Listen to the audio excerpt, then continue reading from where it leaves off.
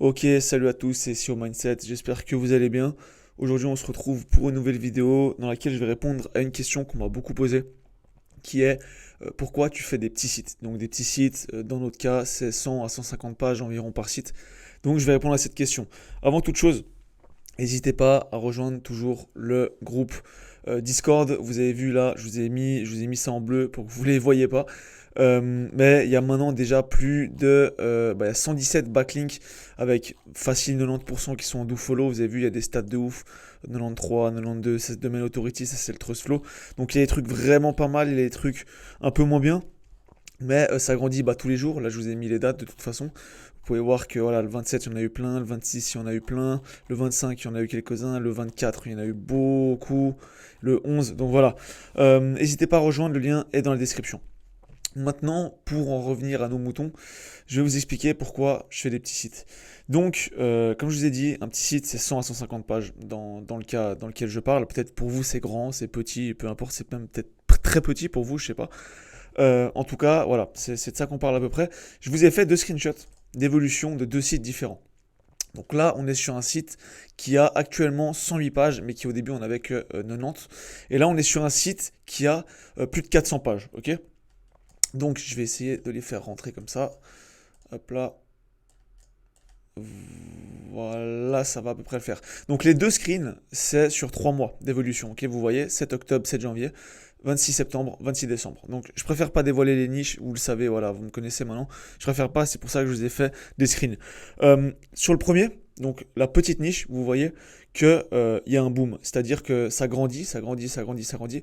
On a 2,5 de CTR, on a que 5300 impressions, mais on a 135 clics, ok. Et la position moyenne elle est de 40. Ok, sur un petit site. Maintenant, sur le grand site, donc il y a 4 fois plus de pages, ok, on a 4 fois plus de pages, donc 4 fois plus de travail en théorie, pas dans mon cas parce qu'on a développé un truc qui génère des pages automatiquement, c'est pas du tout du black hat, hein, pas du tout du black hat, c'est juste qu'au lieu de les écrire à chaque fois, on les duplique d'une certaine manière avec un logiciel qui nous permet d'aller 10 fois plus vite, mais théoriquement ça vous prend beaucoup plus de temps. Mais de toute façon, même au-delà de ça, il y a d'autres désavantages à faire des trop grands sites et plutôt d'avantages à faire des petits sites. Là, vous voyez, il y a 4 fois plus de pages, mais en 3 mois, on arrive à avoir beaucoup moins de clics.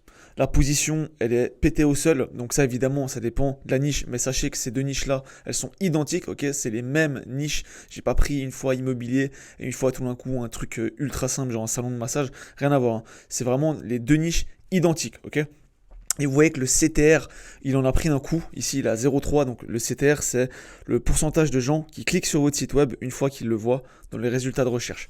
Là, vous pouvez voir qu'il est 3, 6, à peu près 8 fois supérieur ici qu'ici. Donc ça, moi, j'ai pu remarquer, peut-être que vous le saviez déjà, que c'est vraiment la position moyenne qui influence le CTR. Donc plus vous êtes haut dans les résultats de recherche, plus vous avez un CTR élevé. Donc plus de gens cliquent sur votre site. Ça, c'est logique en soi. Donc là, vous devez vous dire, mais pourquoi, du coup, pourquoi la position elle est aussi basse quand il y a plus de pages. Donc ça, c'est un concept qui est ultra simple. C'est, comme vous le savez probablement, un site web, il est généré de plusieurs pages. Donc je vais faire un dessin pour faire ça plus simple. Vous avez par exemple la home page. Ok. Ça, c'est la page d'accueil. Ok. La page d'accueil, c'est vraiment la page de base. C'est votre URL basique. Si vous appelez SEO Mindset, c'est seomindset.com. Slash rien du tout. Ok. Et cette page-là, en fait, c'est elle qui va donner la puissance aux autres pages. Parce que c'est vraiment la page mère. C'est la maman de toutes les autres pages qui sont les pages filles. Donc elle a le 100%, ok, de la patate. Maintenant, en dessous, vous allez avoir plusieurs pages. Par exemple, dans notre cas, on fait souvent des catégories de 4, donc 4 catégories. Par exemple, pour l'immobilier, vous l'avez vu, il y a canton 1, le canton 2, le canton 3, le canton 4. Et dans chacune de ces catégories, vous avez encore des pages. Là, il y a dans chacune, il y a, on va dire, 4 pages. Bon, nous, en vrai de vrai, justement, si on prend l'exemple de celui qui avait 100 pages, ça ferait 25 là, 25 là, 25 là, 25 là. Évidemment, je ne peux pas les dessiner, mais là, vous avez de nouveau des pages. Donc là, on va faire genre, il y en a 4. Là, on va faire genre, il y en a 4 de nouveau. Enfin voilà, vous avez compris le concept. Je suis un super mauvais dessinateur, je suis navré. Donc voilà, vous avez compris le concept. En gros, là, sur un schéma pareil, le jus, en fait, il est là à 100%, mais il va à chaque fois se transmettre de page en page. Ça veut dire que là, il va donner 25% ici à la page 1, il va donner 25% à la page 2, 25% à la page 3, 25% à la page 4. Ensuite, donc la page 1, elle a plus que 25% qu'elle va devoir qu'elle va devoir se partager entre toutes les autres pages.